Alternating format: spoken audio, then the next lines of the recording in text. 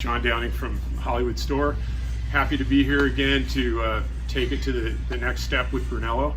On our last conversation, we talked about two producers, one of which I've reintroduced here because I think it's important to review Costante, and there's a little bit additional information that I have for you about that wine.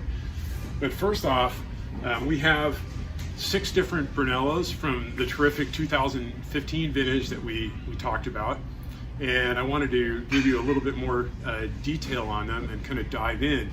I really appreciate the fact that so many of you, obviously all of you, unless you come into our curbside service here in Hollywood, we really don't have any way of interacting with you, which is sad, but it's also gives us an opportunity to maybe give you a little bit more direct contact through this format. And hopefully I can give you some background on these different wines that will assist you in making selections. And if you're interested at all in Brunello, or you haven't had Brunello before, this is a great opportunity and a great vintage to dive into the category. So the first one I have is is Factoria de Barbie, which is a very, very old estate. They're located on the southwestern side of Montalcino, and their wines are made in a very traditional style. This is made in large barrels.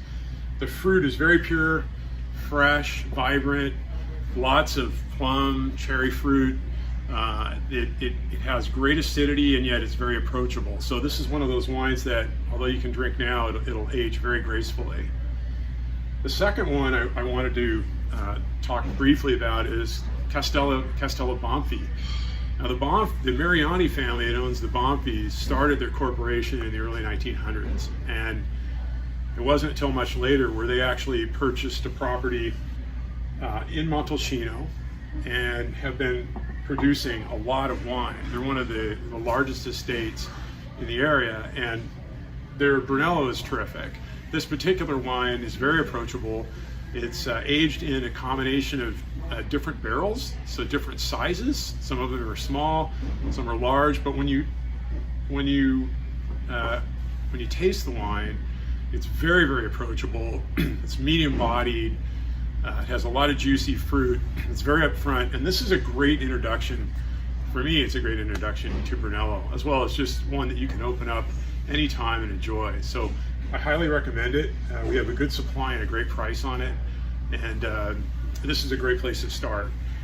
The one next to it is also one of the more famous old estates in the area.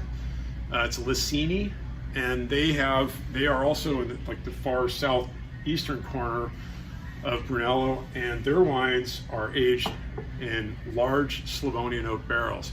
And this wine has a richness and a depth and a balance, and it's really one of my favorites. I like the fact that there's a long finish to it. Has a lot of again, a lot of rich fruit, and it's surprising. You know, the wines, they always have a certain elegance to them from this estate, but this particular wine is outstanding. So if you want something that's more in a traditional style, it has exceptional fruit, long finish, a lot of depth, and good ageability, then this is one for you. Our fourth one is from the Silvio Nardi property or estate, and they source their fruit from 2 sides of Montalcino, from the west, where they get a little more elegance, and then from the east, where there's a bit more richness and fullness.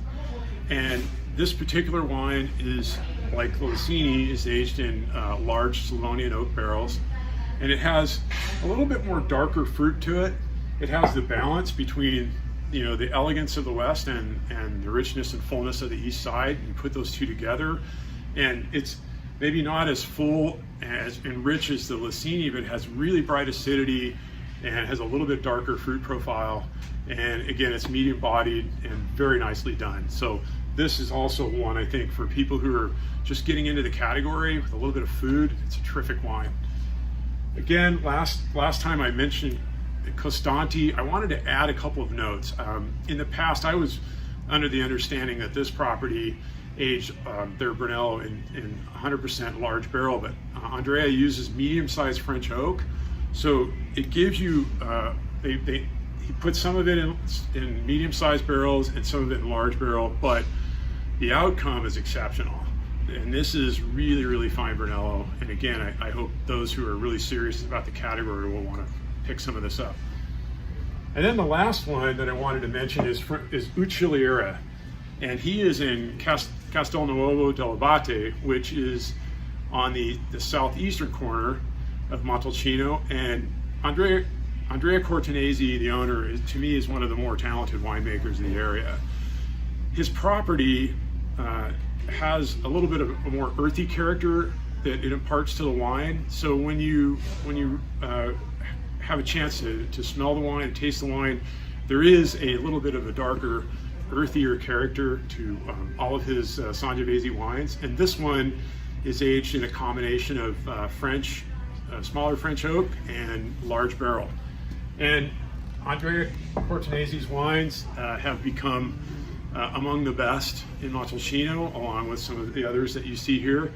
And what I really like about this wine is it has a very, very distinct terroir, and you'll notice it as soon as you open the wine. But again, he's one of the more talented winemakers in the area. He's passionate about farming. He's from a farming family, but his entry into that area is really an addition. And all of these wines are excellent. We hope that you'll feel a little bit more comfortable with the selections. You can check our website out, KLWines.com, and read my colleague Greg St. Clair's excellent notes on these wines. And please take time to